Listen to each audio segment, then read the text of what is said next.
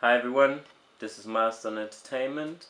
My name is Jeffrey Forberg, and today we got a special guest. His name is Lee Allen Donaldson. What's up, man? You alright, Jeff? Yeah, I'm alright. Tell us a bit about you. Okay, fine. I'm 23 years old. I'm in my final year of studying sports science at Canterbury Christchurch University. I also work for the university at the sports centre. I'm a personal trainer there and a supervisor, so I'm always training students and staff, and also we have some other people that come into university different times of year, summer school and stuff like that. And yeah, obviously because I'm within the sports centre environment all the time, I'm always training because it's what I love to do, it's my passion, and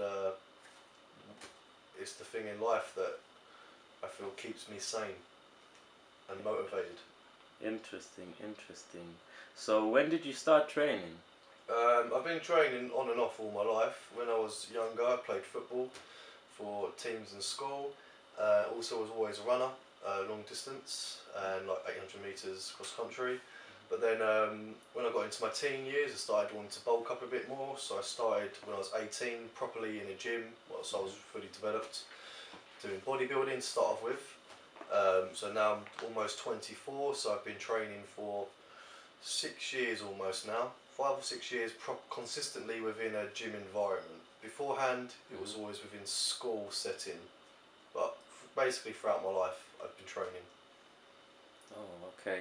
So how often did you train when you started? Like when I first started, obviously, it was new for the body and different, and you have to give yourself time to grow and repair and rest. So I typically did maybe 3 or 4 sessions a week.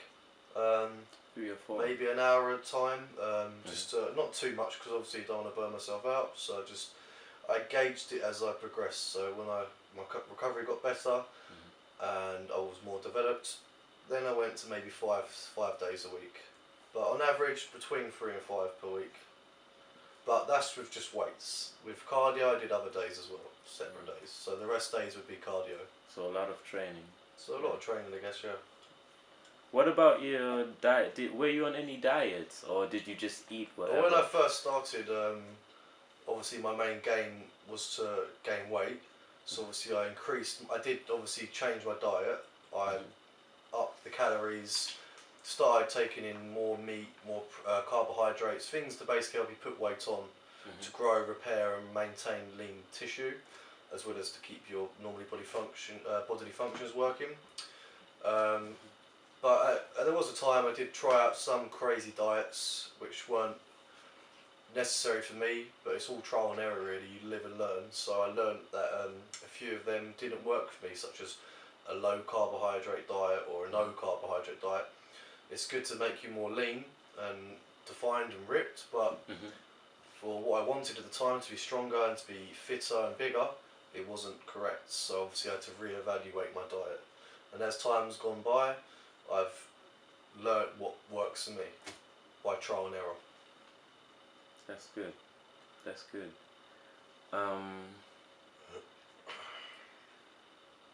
What were your first positive experience in training, like progressing?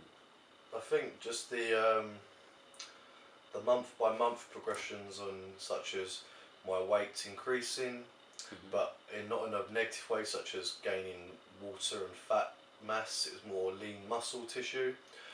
Strength gains, of course. Better personal bests on lifts and cardio, for example, running distances for shorter periods of time, so increased pace, more endurance. And I'd say the main things was the mental aspect, the positivity it gave me to be motivated and succeed and keep improving. So it gave me a new drive and direction in life to succeed. So the psychological aspect was almost stronger than the physiological one. Okay, speaking about the positives, what about the negatives? Negatives, very time consuming. Had to make a lot of sacrifices, such as not partying or having fun with friends as much, because I was always focusing on studying. Not studying, training. Or when I say studying, there is studying to it. You have to do a lot of research into different training principles and diets and rest and supplementation. So I did a lot of studying as well to obviously improve my knowledge. But so yeah, I'd say the negatives was the time-consuming aspect, and also the pain. It's not easy to train and be consistent. It hurts. There's obviously a term called DOMS, which means delayed onset muscle soreness. So it's typically what athletes and people experience a day or two after training. They have a lot of pains, depending on their age and their fitness. You get muscular pains, just from general soreness, maybe some joint pains.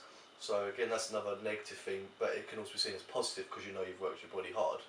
But there were times where I trained my body so hard, it was excruciating pain for days, and I couldn't walk sometimes. But you had to make sacrifices to get where I am now, so it was worth it. Yeah. So positive from a negative. That's good. That's interesting. Speaking about bodybuilding, there's always people talking about supplements in a negative way or positive way. Have you had any experience with supplements, or do you take any supplements? Or yeah, supplements. When I first started training, I was very against them. I thought they were a waste of money. A lot of the research and scientific data wasn't correct for the use of them. In my opinion, it was better to just have a good diet. Yeah. Natural foods, natural fluids, nothing artificial and manufactured by humans. But as time went by, I experimented and tried a few things out here and there. And now I've come to a stage where I know exactly what I need. I do take supplements, but I don't have cupboards and mountains of supplements. I have what is just needed for my body to supplement my diet, because obviously now I've got bigger gains, I'm larger, I have to maintain more, I train harder obviously because I'm fitter, so I need them to help my body as well as my diet. My diet is not enough anymore. It is still very good, and if anything it's better than it was before when I first started, but now I have such different goals and have a different physique. I need something to assist in the maintenance of that. So I do take supplements, but they're general, for example, multivitamins, protein powders, oats as well to mix, so it's like a slow energy release of protein and carbohydrates. Things to help you get by, because obviously in real life you can't always sit down and have a meal, depending on your schedule at university or work or anything else. So these things are backup options, not the staple of my diet. I don't believe in supplements only. The food is the main thing, the supplements the secondary thing. So a good balance. A good balance of the both, yeah, definitely. Okay. Do you have any like idol athletes, or who inspires you, or do you have any people that you look up to in training? Yeah, I've got a lot of people. They don't, not just athletic people, but there's many examples. One of particular interest of mine always has been Arnold Schwarzenegger. Okay. A lot of people obviously look up to him, and it's not a surprise. He's a very admirable man. Yeah. He obviously developed his body at a time when the drugs and supplementation and the scientific literature was backward as much then as it is now, and he developed an incredibly good body through bodybuilding. And then from there branched off into politics, into property.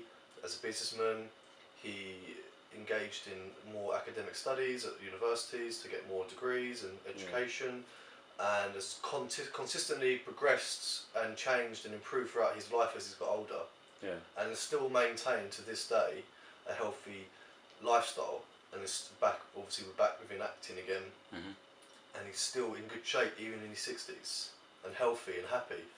For me, that's someone I very much look up to in every aspect, because he worked very hard to get where he is. He came from almost nothing when he came to America, and built up success, fame or fortune off his own back.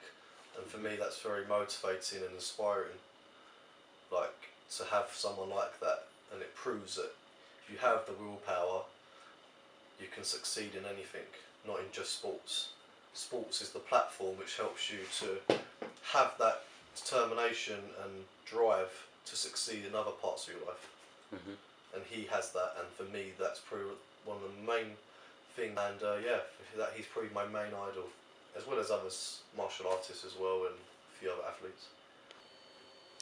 So, speaking of martial arts, tell us a bit more about it, like your experiences in this kind of sport. Well, I've tried lots of different martial arts out since I was younger to now. When I was younger, I did karate, taekwondo, Thai boxing. Tried a lot of things, mainly stand-up sports, so kicking and punching, boxing as well. Um, when I came to university, I met a guy who did study Brazilian Jiu-Jitsu. I had quite an interest in it because obviously there's the UFC, which is mixed martial arts, which is very popular now. It's almost taken over martial arts within the world. It's the dominant sport now, especially in America. More so the boxing. And we decided to start up our own society at the university called Mixed Martial Arts.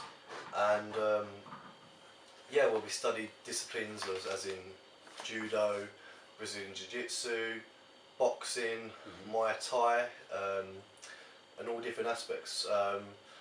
Also, Taekwondo was another one that I've done at the university. So for me, martial arts is another very big interest and a part of my life. It, again, such as bodybuilding and other forms of sports, it gives you discipline and respect and other key things a person needs in life to succeed.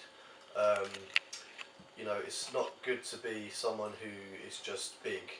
You need to be able to defend yourself. And I don't mean it in the sense of being able to walk around and start a fight. It's only for self-defense at a last resort to protect you and others, which again comes to the discipline, the self-discipline that it embeds within you, and the philosophies from that, such as in Muay Thai. It's very much not seen as a sport of anger. It's peace and tranquility, such as karate almost. It's an art more so than a blood sport. UFC can be seen as that because it comprises elements of all martial arts, which is why it's called mixed martial arts. But again, there are obviously strict rules and regulations within the boundaries of it, what you can and can't do.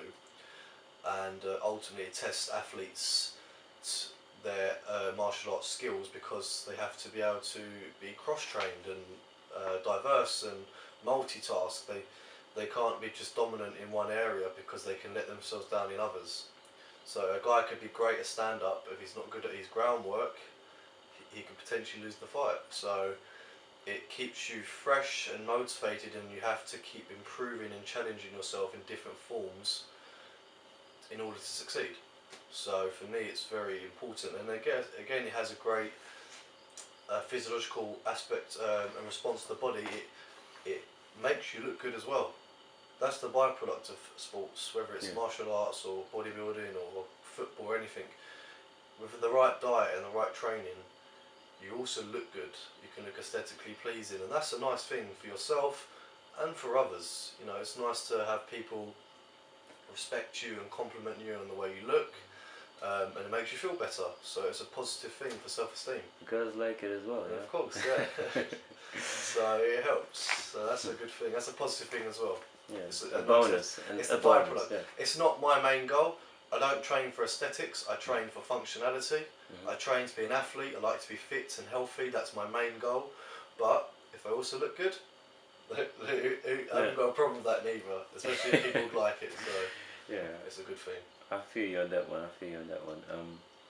So, well, what are your goals, like future goals, like to progress in your training, or? Well, with regards to, because I mentioned before that I do quite a lot of different sports, such as bodybuilding, Olympic lifting, powerlifting, gymnastics, martial arts, etc.